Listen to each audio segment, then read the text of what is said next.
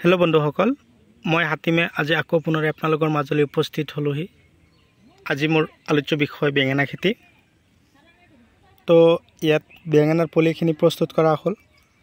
तो पलिर बयस मोटामुटी 1 माह मान হৈ গৈছে। तो আজি खेतित लगाबर कारण प्रस्तुति लोৱা হৈ আছে। तो पलिবিলাক उठोৱা হৈ আছে চাওক। पलित हिपा অকমান कम होৱাৰ কাৰণে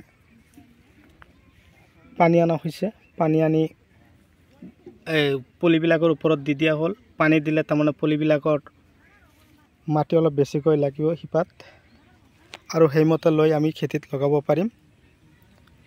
তো লেবাৰ কেজনক মাটি দিয়া হল, ইবেলে আনিখিনি ৰেডি কৰিছে। আজি মই আপোনালোকক ভিএনআৰ সিট বেঙেনাৰ পলি যে দেখুৱালো। तो এই খেতিত পলিবিলাক যে লগোৱা হল বা আগতে লগোৱা হৈছিল। तो আজিৰ এই ভিডিওটোৰ মাজতে আপোনালোকক ভিএনআৰ সিটৰ বেঙেনা খেতি কেনেকৈ কৰিব লাগে আজিৰ ভিডিওৰ মাজতে আপোনালোকক জনাই দিম। বন্ধুসকল যদি মোৰ চেনেলৰ নতুন ভিউয়াৰ্স হিচাপে আছে তেনেহলে মোৰ চেনেলটো সাবস্ক্ৰাইব কৰি দিব। কাষত থকা বেল ঘণ্টিটো লাহেকে বজাই দিব যাতে এনেকুৱা ধৰণৰ উন্নত জৈৱিক ৰাসায়নিক আৰু বৈজ্ঞানিক পদ্ধতিৰে কৰা খেতিৰ ভিডিও অলৰেডি আপোনালোকে পাই থাকে। তো ইয়াত যে পলিবিলাক লগোৱা হৈছে, পলিবিলাক লগোৱাৰ আগতে কিন্তু খেতিত যথেষ্ট পৰিমাণে গোবৰ সাৰ দিয়া হৈছে। গোবৰ সাৰ দিয়াৰ পিছত তাৰ পিছতহে পলিবিলাক লগোৱা হল। যেতিয়া আপোনালোকে পলিবিলাক লগাব তাৰ আগমুহূৰ্তত আপোনালোকে কি কৰিব লাগিব, প্ৰতি বিঘাত 1 পৰা 2 গাড়ী গোবৰ प्रस्तुत कर राखिब। 10 পৰা 12 किलो डीएपी দিব, 10 পৰা 12 किलो यूरिया, 10 किलो पटास और सुपार দিব 30 পৰা 35 किलो प्रति बिघात दी धुनियाকৈ हाल मारि मयाई चहाई धुलिमय কৰি তাৰ পিছত আপোনালোকে লগাব। এটা গছৰ পৰা আৰু এটা গছৰ দূৰত্ব 2.5 ফুট আৰু হাৰিৰ পৰা হাৰিৰ দূৰত্ব 2 ফুট ৰাখিব। এইটো পদ্ধতি মতে আপোনালোকে ভিএনআৰ সিডৰ এইটো বেলুনৰ দৰে যেটো বেঙেনা বেলুন আকৃতিৰ এই বেঙেনা খেতিৰ ভিডিও আপোনালোকলৈ পঠিয়াই আছো। ভিএনআৰ সিডৰ বেঙেনা এনেকুৱা ধৰণৰো হয়। আৰু যদি বেছি দীঘলটো বিচাৰিছে তেনেহলে আপোনালোকে এতিয়া নহয় অকমান পিছত ঢাল সিজনত কৰিব লাগিব। তো কথা হল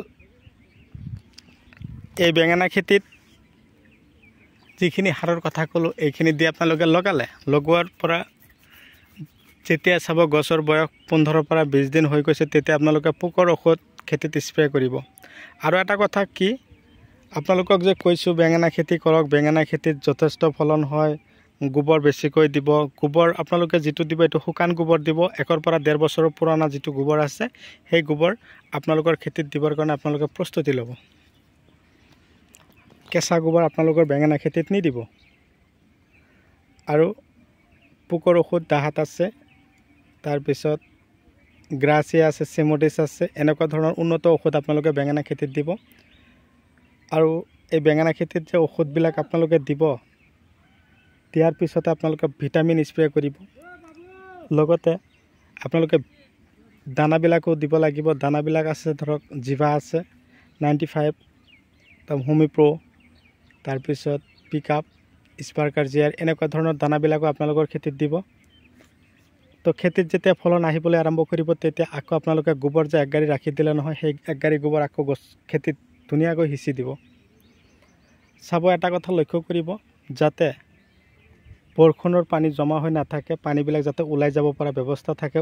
ওখ মাটি নিৰ্বাচন কৰি ল'ব। প্ৰতি বিঘাত পৰা আপোনালোকে বেঙেনা কিমান উঠাব পাৰিব। প্ৰতি 1 বিঘা মাটিৰ পৰা মোটামুটি আপোনালোকে 3 দিন 4 দিন পিছে পিছে 5 পৰা 6 কুইণ্টেল বেঙেনা আপোনালোকে উঠাই বজাৰলৈ বিকিব পাৰিব। তাৰ লগতে আপোনালোকক কৈছো তো বেঙেনা খেতিৰ চাব যেতিয়া ফলনবিলাক অটোমেটিক্যালি কমি যায় তেতিয়া আপোনালোকে হোমি প্ৰ, তাৰ পিছত পিকআপ, স্পাৰ্কাৰ জিআৰ এইবিলাক এনেকুৱা ধৰণৰ দানাবিলাক যে আপোনালোকে দিব। দিয়াৰ লগতে আপোনালোকে কি কৰিব ডিএপি ইউৰিয়াৰ লগত মিক্স কৰিহে সিঁচিব। আৰু বেঙেনা খেতিত সাৰবিলাক আৰু দানাবিলাক যে দিব পৰাপক্ষত আপোনালোকে গছৰ ওপৰতে সিঁচি নিদিব। ডাইৰেক্টলি আপোনালোকে এই মাজত খালি থকা ফাঁকা জায়গাখিনিত আপোনালোকে সিঁচি দিব।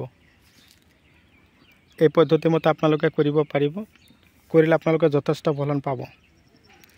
এটা কথা হল আপোনালোকে বেঙেনা গছৰ খুঁটা দিব লাগিব। এতিয়া কিন্তু বৰষুণৰ বতৰ, মাজে মাজে বতাহ মাৰে, আকৌ গছবিলাক ভাঙি পৰি যোৱাৰ সম্ভাৱনা থাকে। সেইকাৰণে আপোনালোকে বেঙেনা খেতিত কি খুঁটা দি আপোনালোকে যদি কৰিব পাৰে, আপোনালোকৰ বেঙেনা গছবিলাক হালি নপৰিব, ভাঙিও নাযাব। আৰু মই যিবিলাক দানা ঔষধৰ কথা কৈছোঁ, এইবিলাক যদি দিব পাৰে তেনেহ'লে আপোনালোকৰ খেতিত পাতবিলাক চিকচিকীয়া হৈ থাকিব আৰু বেঙেনাও ফলন বেছি হ'ব। আৰু বেঙেনা গছৰ প্ৰধান সমস্যা হ'ল এইটো, গছৰ এই যিটো ডালবিলাক ফুটা কৰা পোকবিলাক আঁতৰাবৰ কাৰণে গ্ৰাছিয়া দিব, চেমডিছ দিব। আৰু যেতিয়া স্প্ৰে কৰিব, সেই মৰা পাতবিলাক বা ঠাৰিবিলাক আপোনালোকে কি কৰিব লাগিব, ভাঙি স্প্ৰে কৰিব লাগিব। এটা কথা লক্ষ্য কৰিব, বেঙেনা গছত বা বেঙেনা গছৰ গুৰিবিলাকত যাতে পোকে কোনো ধৰণৰ ক্ষতি নকৰে, তাৰ কাৰণে আপোনালোকে ট্ৰাইচেল মাজে মাজে ইউৰিয়া সাৰৰ লগত মিক্স কৰি খেতিত সিঁচি দিব।